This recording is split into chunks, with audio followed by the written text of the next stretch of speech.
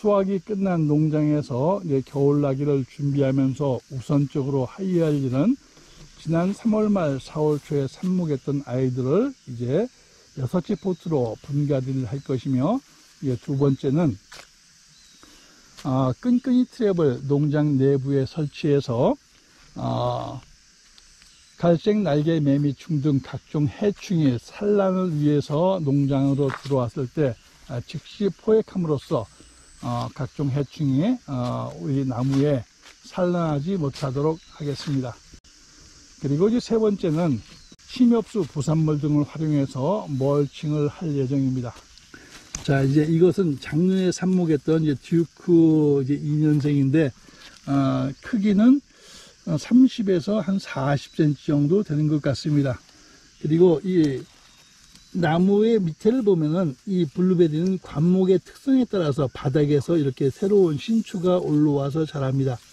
이 나무에서 작년에 삽목했던 원나무는 이렇게 앞에 가운데에 있고 나머지는 신초들이 이렇게 올라오는 모습을 볼 수 있습니다. 이것이 관목의 특성인 것입니다. 자, 이것은 내년에 이제 밭으로 이제 옮겨 심을 예정입니다.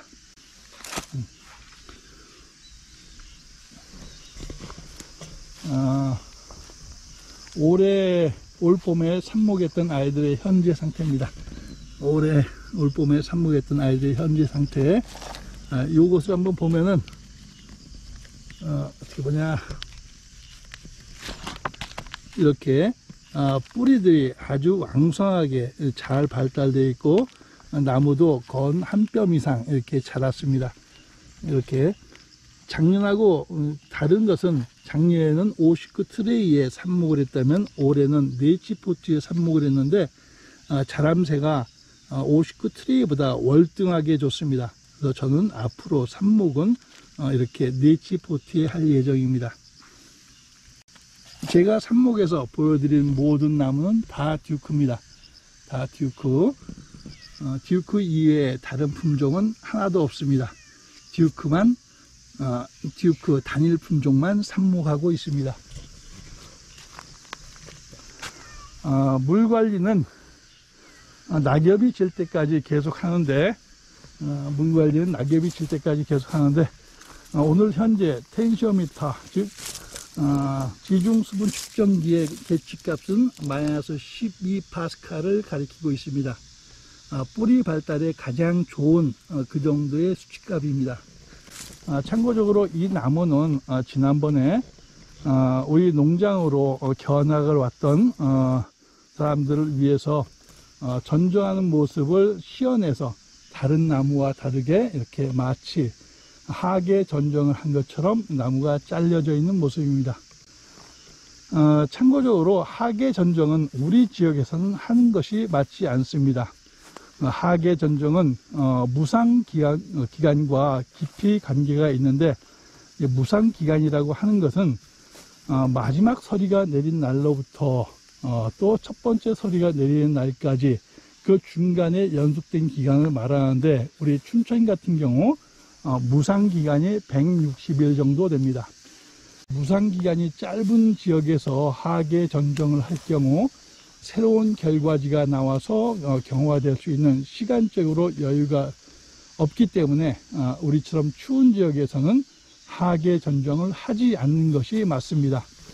하지만 이 나무는 농장으로 견학 왔을 때 가지치기는 어떻게 해야 하는지 시범적으로 이렇게 가지치기를 해서 이것은 현재 이런 모습을 보이고 있으나 대부분은 이렇게 전혀 손대지 않은 이런 모습을 보이고 있습니다.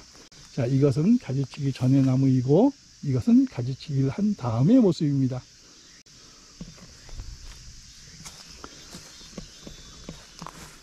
그리고 이제 제가 겨울나기 준비 과정으로서 꼭 해야 할 일이 이 끈끈이 트랩을 설치해야 한다고 했는데, 실질적으로 최근 과수 농가에 가장 큰 피해를 주는 것은 바로 갈색 날개 매미충이라고 생각합니다.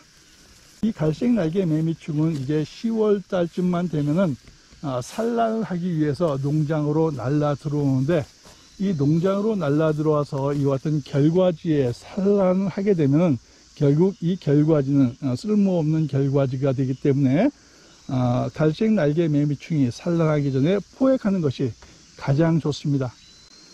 제가 해본 그 결과에 따르면은 포획의 기법으로서 가장 좋은 것은 바로 이런 끈끈이 트랩이었습니다. 안녕하세요. 소양강 블루베리 농부입니다.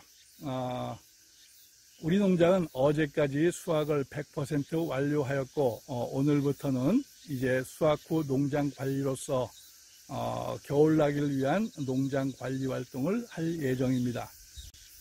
겨울나기를 위한 농장 관리 활동이라는 것은 크게 세 가지로 나누어서 설명드릴 수 있는데 첫 번째는 바로 멀칭을 하는 것입니다. 우리 농장은 봄과 가을에 두 번에 걸쳐서 침엽수 부산물을 활용하여 멀칭을 하고 있는데, 제가 멀칭에 사용하는 소재는 소나무, 잣나무, 낙엽송, 전나무 등 이 침엽수의 부산물을 활용해서 멀칭을 하고 있습니다. 이렇게 멀칭을 해줌으로써 뿌리 발달에 도움이 되고 또한 나무들이 건강하게 겨울나기를 할 수 있습니다. 두 번째 겨울나기 활동으로선 지난 3월 말 4월 초에 삽목했던 아이들의 분갈이를 할 예정입니다. 지난 3월 말 4월 초에 삽목했던 아이들의 현재 상태는 이 정도 자라서 약 한 뼘 정도 되겠습니다.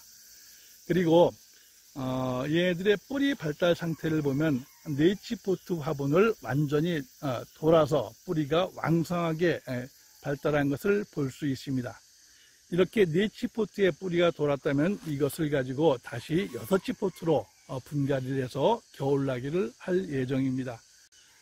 참고적으로 작년에 삽목했던, 즉 삽목 2년생의 현재 상태를 여러분에게 보여드리도록 하겠습니다.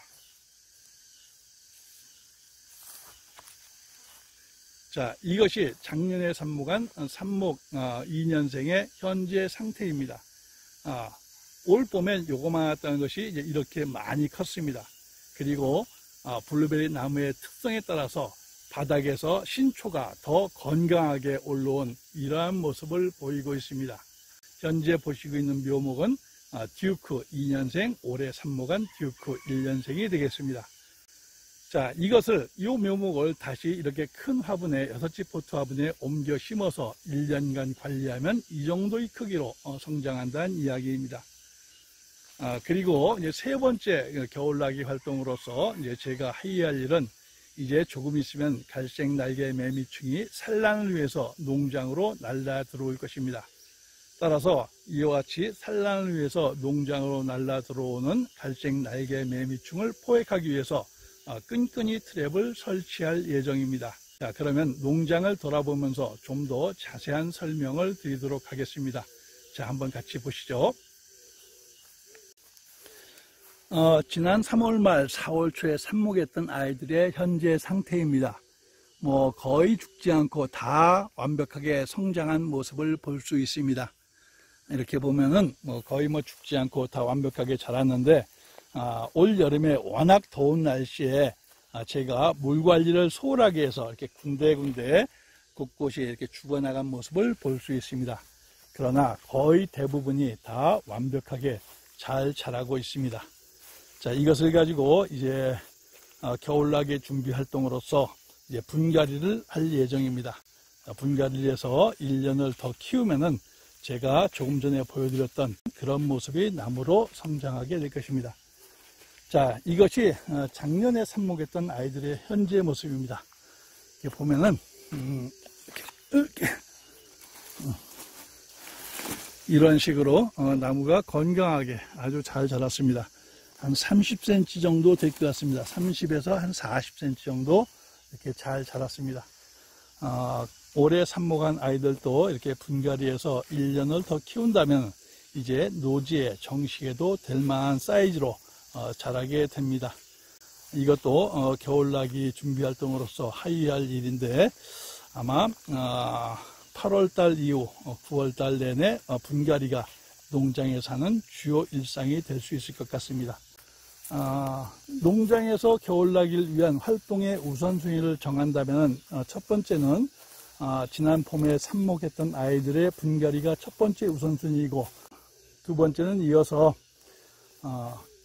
유기물 멀칭을 할 예정입니다.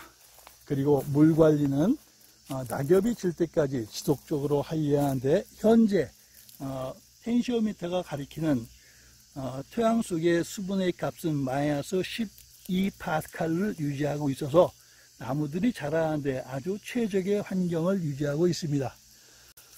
특히 요즘은 뿌리 발달이 굉장히 잘 되는 기간입니다.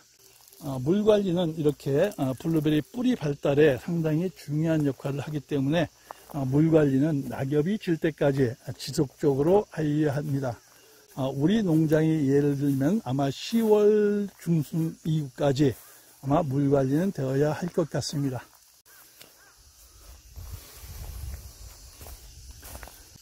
그리고 세 번째는 끈끈이 트랩을 설치해서 갈색 날개매미충 등이 농장에 있는 나무에 산란하지 못하게 할 것입니다. 그리고 봄에 설치했던 이 끈끈이 트랩을 다시 교체해서 설치해서 산란을 위해서 농장으로 들어오는 각종 해충을 잡을 예정입니다. 자, 여기도 보면 지난 봄에 설치했던 끈끈이 트랩에는 아주 많은 벌레들이 잡혀 있는데, 이제 이 끈끈이 트랩을 교체해서 산란을 위해서 농장으로 들어오는 갈색 날개 매미충 등 해충을 포획할 예정입니다. 그리고 수확 후 시비 활동에 대해서 질문하는 경우가 많이 있는데, 수확 후 시비 활동은 유박 등 완효성 비료를 주어서는 안 됩니다.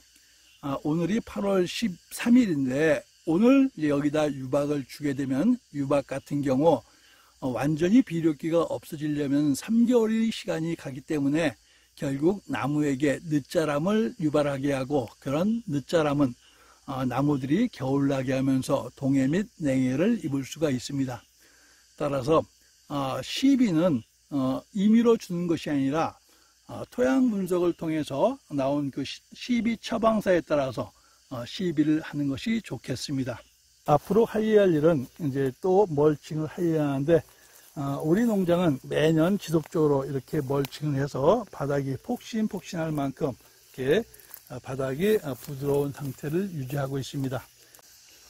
수확이 끝났다고 하더라도 농장 밭고랑에 있는 잡초를 제거해서 빛과 바람이 농토까지 이렇게 깊숙하게 들어올 수 있도록 농장을 관리하는 것이 나무들이 좀 더 건강하게 자랄 수 있는 환경을 만들어주는 것입니다.